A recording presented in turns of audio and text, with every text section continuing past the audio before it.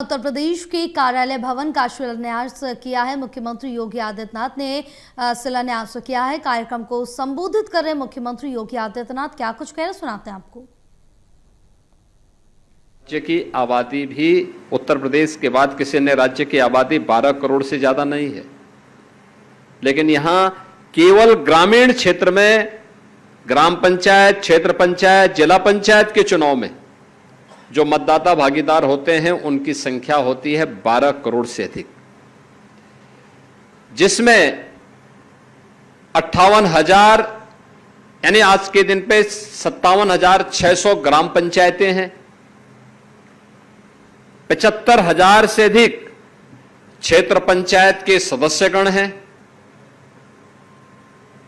826 क्षेत्र पंचायतें हैं और 75 जिला पंचायत हैं और 7 लाख से ज्यादा ग्राम पंचायत के सदस्य हैं। इतनी बड़ी व्यवस्था ये तो हो गई पंचायती राज की, और स्थानीय निकाय के 17 नगर निगम, 199 नगर पालिकाएं और 544 नगर पंचायत के साथ साथ 14,000 से अधिक पार्षदों का चुनाव भी यही राज्य निर्वाचन आयोग करता है। यानी दुनिया के अंदर अगर भारत सबसे बड़ा लोकतंत्र है तो ये मान करके चलिए कि सबसे बड़े लोकतंत्र के लिए सबसे ज्यादा प्रतिनिधि चुनाव करने का काम भी उत्तर प्रदेश का राज्य निर्वाचन आयोग कर रहा है।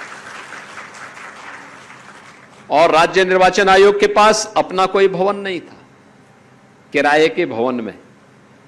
आप मुझे बताओ, बचपन में हम सब सुनते रहे हैं किसी भी व्यक्ति के लिए उसकी बुनियादी सुविधाएं क्या हैं? रोटी है, उसका कपड़ा है और उसका मकान है। और जहां से इतने प्रतिनिधि आम जन की आवाज को उठाने के लिए और उसे मूर्त रूप देने के लिए चुने जाने हैं, उनके पास स्वयं का भवन नहीं है। वे स्वयं किराए के भवन पे चल रहे थे। किराए के भवन में तो समस्याएं अपनी होती हैं, कोई भी किराएदार से ज्यादा इसको अनुभव नहीं कर सकता। और मैं धन्यवाद दूंगा राज्य निर्वाचन आयुक्त श्री राज प्रताप सिंह जी को, पंचायती राज विभाग को, शिवम प्रकाश राजभर जी को, नगर विकास विभाग को कि आज राज्य निर्वाचन आयोग के पास एक नए भवन के लिए हम भूमि पूजन और शिलान्यास के कार्यक्रम के साथ यहां पे जुड़ रहे हैं।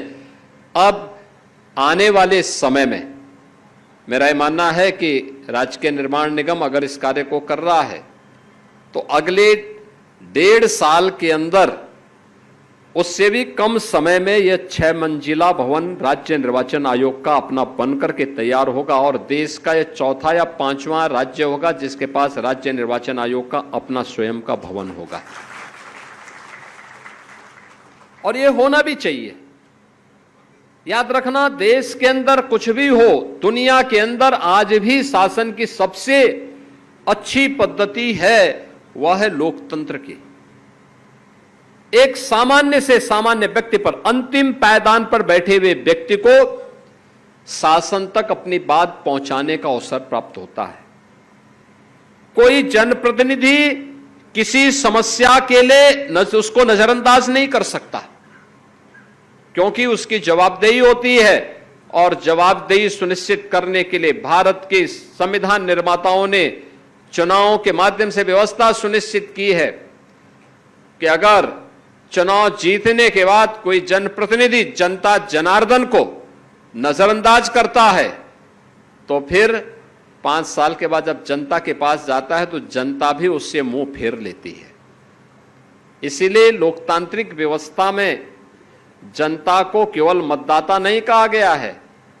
जनता केवल जनता नहीं है, वह लोकतांत्रिक व्यवस्था की जनार्दन भी है। उसको उस रूप में उसको उसका सम्मान दे करके, यानी हम उसको सम्मान दे सकें, उसकी आवाज को महत्व दे सकें, उसकी आवश्यकताओं की पूर्ति कर सकें, यह एक जनप्रतिनिधि का दायित्व होता है और जनप्रतिनिधि उसके लिए अपने स्तर पर प्रयास करता है।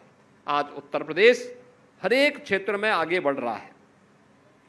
आप सोचिए 544 नगर पंचायतों के माध्यम से, 199 नगर पालिकाओं के माध्यम से और 17 नगर निगम के माध्यम से 57,000 से अधिक हमारे पास ग्राम पंचायतें, 57,600 से अधिक ग्राम पंचायतों के माध्यम से प्रदेश के अंदर 75,000 से अधिक क्षेत्र पंचायत, 75,000 से अधिक क्षेत्र पंचायतों के माध्यम से 826 क्षेत्र पंचायत और 75 जनपदों में 75 जिला पंचायत अध्यक्ष के माध्यम से इस पूरी व्यवस्था को चुनाव की प्रक्रिया के साथ जोड़ने का काम, जिसमें 12 करोड़ से अधिक मतदाता अकेले पंचायती राज विभाग में और स्थानीय निकाय की व्यवस्था में लगभग 5 करोड़ मतदाता इस पूरी प्रक्रिया का हिस्सा बनते हैं।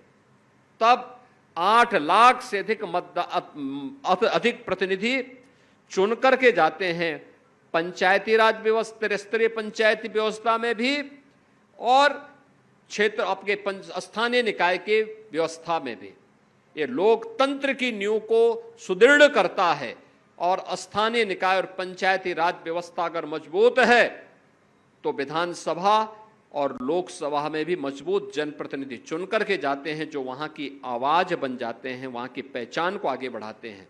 लोकतांत्रिक व्यवस्था अगर मजबूत है तो हर संस्था अपने आप ही संवेदनशील बनती है, विकास के प्रति आग्रही बनती है।